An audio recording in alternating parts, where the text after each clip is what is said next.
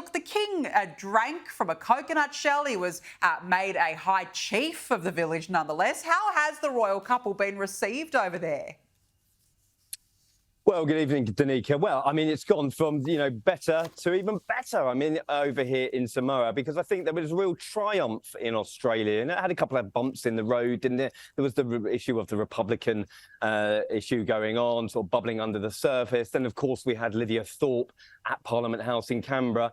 But it was a great, fantastic sort of send-off at Sydney Opera House. And here you have a real royal tour of old in Samoa. We've had the King and Queen being welcomed by locals. They had a traditional Ava ceremony. You're seeing the pictures there now. And it really did look like we were in a completely foreign land, many, many thousands of miles from home. And I think when they're speaking to some of the chiefs that had made King Charles a high chief of the village, they were saying that this was an opportunity of a lifetime, that all the villagers had bought into it. And of course, the reason we're in Samoa is the Commonwealth Heads of Government meeting, which is talking about some real big issues for Samoans. The climate emergency is very, very prevalent here. So all in all, a fantastic few days.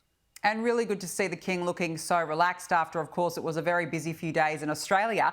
And Russell, we last spoke to you right here exactly 1 week ago when you were in Sydney for the Royal Tour Down Under, which really seemed to go off without a hitch, of course, until Senator Lydia Thorpe's outburst.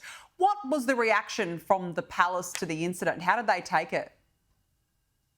Well, it's interesting because, we've all seen the footage, haven't we? It seemed like quite a big moment at the time when Lydia Thorpe sort of walked towards the King and Queen, sort of shouting at them, and it seemed quite fraught. However, when you looked at Charles and Camilla, the reaction, they looked pretty unruffled, is how it was explained to me, and you could definitely agree with that.